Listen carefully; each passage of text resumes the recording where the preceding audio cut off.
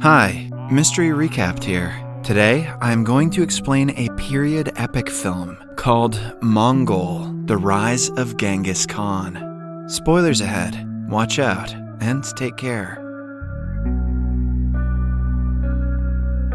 The premise of the movie is set in the year 1172. The current northwestern Chinese provinces used to be called the Tangut Kingdom, ruled by the dynasty of the same name. There lived several Mongolian tribes, led by their respective leaders, called the Khans. The rivalry between the tribes and the hunger for power within them caused several arguments, battles, and deaths. There are no rules in the world of Mongols, and it is in desperate need of a supreme Khan to lead and unite the people. Yesugai is the Khan of a small tribe in the west. At the beginning of the film, he is traveling with his men and 9-year-old son, Temujin, to look for a wife for the kid. At night, they stop at a friend's tribe to take a rest. Temujin is busy tending to his horse when a girl named Bort approaches him and asks him his name. Temujin introduces himself and tells her the purpose of the trip. On finding out he is looking for a bride, Bort confidently claims that he should marry her. Temujin's father wants to bring home a bride from a stronger tribe for politics, but upon his son's repeated request, Yesugai allows him to choose someone from the friend's tribe instead. Before choosing the girl, Temujin is asked to look for one with strong legs, because only a girl with strong legs can keep her man happy. Temujin does as told and chooses Bort. Their marriage is officiated, but they can only be together after 5 years. Before leaving, Temujin promises to return soon and gives Bort a necklace as a gift to remember him. On the way back to their village, Yesugai and the men take a rest near an inn. They are cautious because a few yards away sits the leader of a rival tribe with his men. Suddenly, the rival Khan sends his men with a bowl of milk as a sign of peace. To return the gesture, Yesugai also sends back a bowl of juice. Yesugai's right-hand man suggests that he let the servant drink the milk first, since they cannot trust their enemies. But Yesugai doesn't want to lose the opportunity to make peace because of suspicion. He drinks the bowl clean, and so does the other Khan. A while later, they continue the journey, but a few minutes in, Yesugai's chest starts to hurt. He falls off the horse and dies. It is clear that the opponents took advantage of his kindness and poisoned him. Poor Temujin goes to his father, but his followers could not care less. It is a tradition for the people to only follow a strong leader. Now that their leader is dead, their main concern is to find a new Khan, not to avenge the old one. In the following scene, Temujin and his mother attend Yesugai's funeral. Yesugai owned a lot of cattle and houses, which are taken over by his right-hand man, Targutai. Temujin's mother curses him and claims that her son will kill him one day. Targutai realizes it is true and makes it his mission to kill Temujin. However, they measure his height, which doesn't reach the upper part of the wheel of a cart. According to the traditions, Mongols do not kill a child, which is why Temujin's life is saved. But Targutai promises to return next winter when Temujin's height will have increased. When winter comes around, Temujin has no place to hide. He remembers his father telling him about God Tengri, who will help him in his time of need. Hence, he goes to the sacred mountain to visit the holy place, but on the way, he accidentally falls into a frozen lake and almost dies. He is rescued by a boy his age named Jamuka. He and his younger brother bring Temujin to their home and give him food. Temujin is grateful to the brothers for saving his life. He offers to be Jamuka's brother by blood. They mix their blood in a bowl of milk and drink it to prove their allegiance to each other. MGK and Megan Fox aren't crazy after all.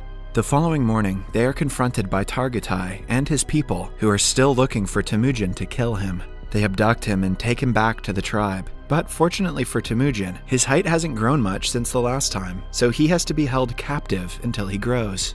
A kind old man feeds him every day and helps him with his injuries. A few days later, they measure his height again, but it still hasn't gone up. Suddenly, it starts to rain, and everyone goes inside their houses. The old man takes this opportunity to free Temujin. The kid runs for as long as he can, with the wooden plane still stuck around his neck. He goes to the mountains and prays to God Tengri for help. Temujin then sees a white wolf beside the monument of God, and seconds later, the wooden plane is miraculously broken.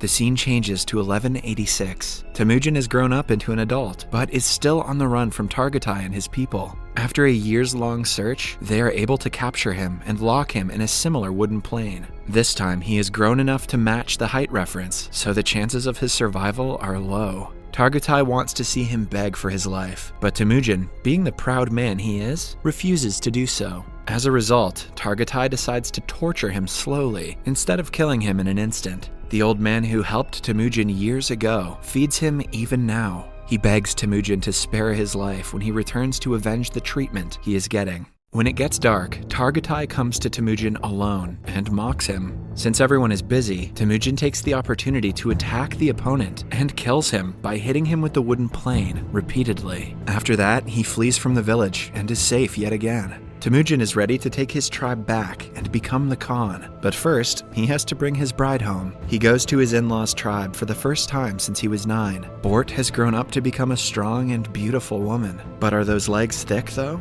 She reveals that she has been waiting for him since she saw him the last time. Temujin receives a coat as a dowry and brings Bort with him. The two go to his mother and sister after several years. They are welcomed wholeheartedly by the family. For the next month, they live the life of their dreams. Temujin and Bort fall deeper in love as spouses, but trouble arises when one day they are attacked by the Merkit tribe. Long ago, Temujin's father kidnapped his mother from the Khan of Merkit. He had vowed to take revenge and is here to steal Bort from Temujin. The couple tries running away, but Temujin is shot with an arrow and Bort is kidnapped to become the wife of the rival Khan. When Temujin gets better, he knows he has to get his wife back, but he cannot do it alone. Hence, he goes to his old blood brother, Jamuka's place. Jamuka has grown up to become the Khan of a powerful tribe himself. He agrees to help, but only after a year, because he is busy with a task at hand. A year passes in the blink of an eye, and the two then set off with their troops to attack the Merkit tribe. They kill all of their men and rob the place before finding a pregnant Bort in one of the huts. She has killed a man whose dead body is lying beside her. Temujin immediately claims that the child is his and takes Bort back. At night, the troops celebrate the win. By now, Temujin has been able to gather a bunch of followers. They ask him to distribute the robbed cattle, and unlike most Khans, Temujin keeps only 10% for himself and gives the rest to his troops. He even offers more goods to the family of the men who died in battle. 2 of Jamuka's people see this and decide to join Temujin's tribe. Since the Mongols are allowed to choose their own Khans, Jamuka can do nothing about it. But it is evident that he views this as a betrayal.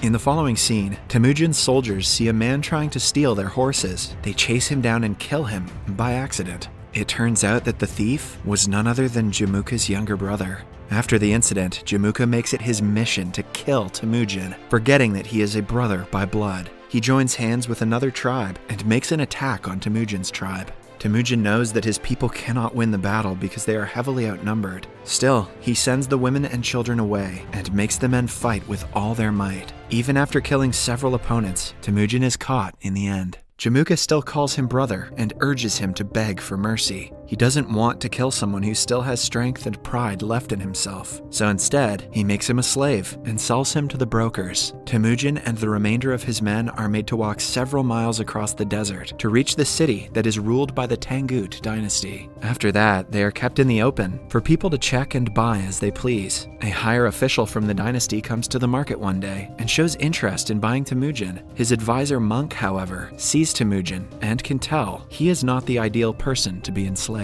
He doesn't even have thick legs. He thinks Temujin will be the end of the entire powerful dynasty. The buyer only laughs at the statement and buys Temujin nonetheless. He is then kept in a cage as a freak who people can see and make fun of. The monk visits him every day and begs for forgiveness. He makes a pact with Temujin that if he looks for Bort, Temujin will not destroy the monastery when the time comes. While on the search for Bort in the deserts, the monk falls unconscious and dies. Luckily, he is found by Bort, who recognizes the necklace he has as the one she owned for several years. She figures out her husband is still alive and goes to the city to look for him. Since Temujin is on full display to the people, she doesn't take long before finding him. The same night, she bribes a guard and helps Temujin flee. He is surprised to see that his son has grown a lot, and Bort now has a second daughter. She reluctantly had to be with another man to make ends meet and to feed her children. Temujin loves her even more for her sacrifices and tells the little girl that he is her father. The family of 4 returns to their home in the countryside and lives there happily for a month. The kids love their father and play with him all the time. Then, one day, Bort comments that all Mongols are the same. They steal, rob, and kill. The comment is minute, but it makes a huge impression on Temujin. He he decides to leave his family, to unify as many tribes as he can and create rule in the world of Mongols, even if he has to kill half of the tribes to get there. The 3 basic rules they have to follow are: never kill women and children, fight the enemies till the end, and never betray your Khan. The scene cuts to 1196. As Temujin vowed, he has been able to gather an army of Mongols on his side, unifying several tribes and making a massive tribe of his own. The only obstacle in his way to becoming an absolute emperor is Jamuka, who also has an army of followers behind him. Today, the 2 brothers stand on the battlefield with their troops for the ultimate fight. It starts, and Jamuka hastily sends the first batch to fight. Temujin has planned the entire war, while Jamuka is spontaneous, which causes many of his men to be killed. After hours of long and hard battle, Temujin wins and captures the surviving enemy troops, including Jamuka. The troops are taken in as Temujin's followers instead of being killed. The gesture makes them thankful and loyal to their new Khan. The old man who once helped him escape is made the advisor of the tribe. Now, the only thing left to do is to make a judgment for Jamuka. The brothers sit with each other and talk about how far they have come in life. Jamuka proudly reveals he would have killed his enemy if he was in Temujin's position right now. This further proves that he and Temujin are not the same, because Temujin allows him to run away. Out of respect for his brother and the hustle he has done to create an army, Temujin forgives him and lets him go. Then, we see that Bort, with both her children, has reunited with Temujin and lives with him happily. In the end, it is narrated that in 1206, Temujin was made the Khan of all Mongols, named Genghis Khan. As he had promised, he wiped out the entire Tangut dynasty and rebuilt the kingdom, but left the monastery as it was, at the request of the late monk. In the future, he became the founder of the entirety of the Mongol Empire, the largest contiguous empire in history. I also hear he had great legs. Subscribe for more videos like this, turn on notifications, and leave a like to help the channel out. Thank you for watching.